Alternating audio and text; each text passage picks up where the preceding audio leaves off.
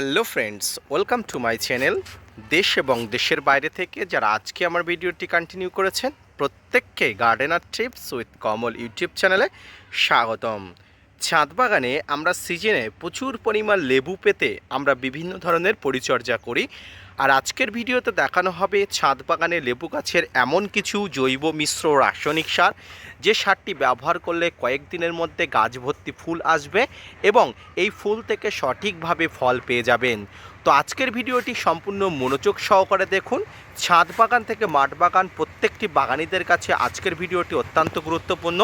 পাশাপাশি লেবু গাছের পাতা কোঁকড়ানো থেকে শুরু করে বিভিন্ন সমস্যা ও নিরাময়ের জন্য আজকের ভিডিওতে নানা ধরনের টিপস বলে দেবো। তো ভিডিওটি না স্কিপ করে কন্টিনিউ করুন।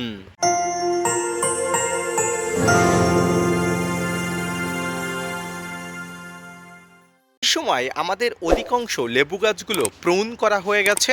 আর প্রুন করা মানে ছাদ বাগানে লেবু গাছে নতুন পাতা আসার প্রহার গোনা। আর লেবু গাছে নতুন পাতার সাথে কচি ফুল আসা শুরু হবে। এর জন্য আপনাকে এখন থেকে দ্রুত কিছু ট্রিটমেন্ট করতে হবে।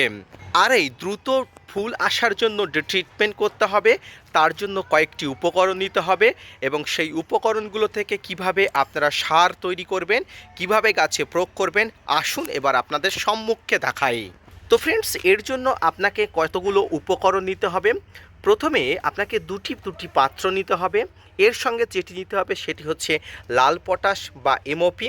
এর সঙ্গে আরও যেটি নিতে হবে সেটি হচ্ছে বাড়িতে ব্যবহার করা চায়ের পাতা এবং এর সঙ্গে সবচেয়ে প্রয়োজনীয় যে জিনিস সেটি হচ্ছে বাসি ভাত। সবসময় মনে রাখবেন, এক্ষেত্রে কিন্তু বাসি ভাত অবশ্যই জরুরি। কোনো ধরনের গরম ভাত ব্যবহার করবেন না এবং সমগ্র এই তরলটাতে যাতে কোনো ধরনের ফাঙ্গাস না লাগে তার জন্য আপনারা ভিনিগার ব্যবহার করতে পারেন বা বাড়িতে থাকা হলুদ ব্যবহার করতে পারেন। তো আসুন এই মিশ্রণগুলো কি করে আমি ব্যবহার করি আপনাদের এবার দেখাতে থাকি। প্রথমে একটি পাত্রে মোটামুটি 1 লিটারের কাছাকাছি আপনারা জল নেবেন। এই জলে আপনারা ব্যবহৃত চায়ের পাতা দিয়ে দেবেন। যদি ব্যবহৃত চায়ের পাতা হয় তাহলে অবশ্যই এটি, যদি চিনি এবং দুধ মিশ্রিত থাকে, ভালোভাবে ধুয়ে শুকিয়ে নেবেন, তারপরে ব্যবহার করবেন। আর যদি অব্যবহৃত চায়ের পাতা হয় সেটিকে আপনারা সরাসরি দিতে পারেন। দেখুন, এক্ষেত্রে আমার চায়ের পাতাটি দেখুন একদম অব্যবহৃত, তবে এটি নর্মাল আমাদের এলাকার চা পাতা নয়, এটি দার্জিলিং থেকে আনা সরাসরি চায়ের পাতা, সেই জন্য কিন্তু নর্মাল চায়ের পাতার মতো লাগছে না। তো এই চায়ের পাতাটি কিন্তু আমি সরাসরি কিন্তু এই জলে দিয়ে দেবো। এই জলে দিয়ে দেওয়ার পরে এই জলটি কিন্তু একটু বেশি ভালো করে নাড়িয়ে চাড়িয়ে নিয়ে নিতে হবে। তো ফ্রেন্ডস দেখুন, এই চা পাতাগুলো জলে দেওয়ার পরে আমি এগুলো ভালো করে নাড়িয়ে চাড়িয়ে নিয়েছি, যেহেতু অনেকগুলো চা পাতা দিয়েছি। এবারে কি করতে হবে, এবারে এই চা পাতাটাকে মোটামুটি 2 থেকে 3 ঘন্টা একটা ছায়া জায়গায় আপনারা রেখে দেবেন। আপনারা ঢাকনি দিয়ে রাখতে পারেন, আপনারা ঢাকনি ছাড়াও রাখতে পারেন, কোনো ধরনের কোনো অসুবিধা নেই। এরপরে যেটি করতে হবে, আরও 1 থেকে 2 লিটার জল নেওয়ার পরে আপনারা এরকম একটা পাত্রে 1 থেকে 2 লিটার জল নেবেন এবং প্রায় 100 থেকে 150 গ্রামের কাছাকাছি আপনারা বাসি ভাত নেবেন। আমি আপনাদের আবার রিপিট করছি, বাসি ভাত নেবেন। এই বাসি ভাতটা আপনারা এই জলের মধ্যে দিয়ে দেবেন। দেখুন, খুব সুন্দরভাবে এই জলের মধ্যে দিয়ে দেবেন এবং পারলে এটাও কিন্তু একটু নাড়িয়ে নেবেন, যদিও নাড়ানোর দরকার নেই, এটি ভারী, একদম নিচে বসে যাবে। এবারে এই যে পাত্রটি চায়ের পাত্রটি আলাদাভাবে রাখবেন। এই পাত্রটি আপনাকে মোটামুটি 1 দিন থেকে 2 দিনের কাছাকাছি রেখে দিতে হবে।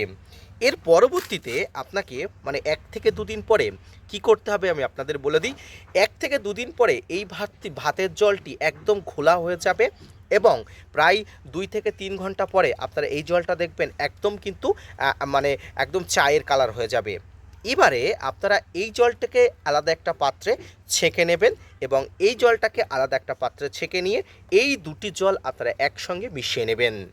আমি আবার বলছি, এই পাত্রের জলটা ভালো করে ছেঁকে নেবেন, ভালো করে গুলে নেবেন যখন দেখবেন ঘোলা হয়ে গেছে, কারণ ভাতটা জলে থাকলে 2 থেকে 3 দিন থাকলে একদম পচে যাবে, ঘোলা হয়ে যাবে, দুধের মতো আকৃতি হয়ে যাবে। এই জলটা আপনারা একটা পাত্রে ছেঁকে নেবেন। পাশাপাশি এই পাত্রটাও কিন্তু জলটা ছেঁকে নিয়ে দুটো পাত্রের জল থেকে আপনারা একসঙ্গে করে নেবেন।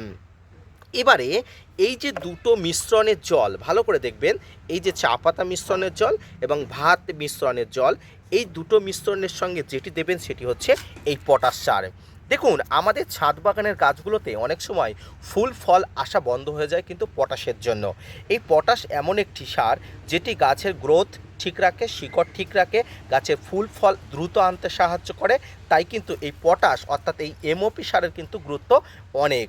যদিও এই এমওপির মধ্যে একটু লবণের পরিমাণ বেশি থাকার কারণে টবের মাটিতে কম প্রয়োগ করা হয়, তবু মাঝে মাঝে কিন্তু প্রয়োগ করতে হয়, না হলে কিন্তু গাছে ফুল ফল আসতে অসুবিধা হয়। যদি আপনারা এই পটাশ সার না দিতে চান, জৈবভাবে দিতে চান, তাহলে কলার খোসা আপনারা গুলে সেই জলটা দিতে পারেন। তবে এক্ষেত্রে কলার খোসা দিলে জৈব পটাশের কাজ হতে হতে অনেক দেরি হয়, তাই কিন্তু ফুল ফল আসতেও দেরি হয়। তাই দ্রুত কাজ চাইলে কিন্তু আপনারা এই এমওপি আপনারা দিয়ে দেবেন। অর্থাৎ আপনারা চায়ের পাতা এবং ভাত যে গোলা জল একসঙ্গে মেশালেন, তার সঙ্গে 2 থেকে 3 এরকম চা চামচের, অর্থাৎ এই যে চামচটা আমি আপনাদের দেখাই, এই চামচে 2 থেকে 3 বার চামচ দিয়ে দেবেন, অর্থাৎ 2 থেকে 3 গ্রাম আপনারা দিয়ে দেবেন।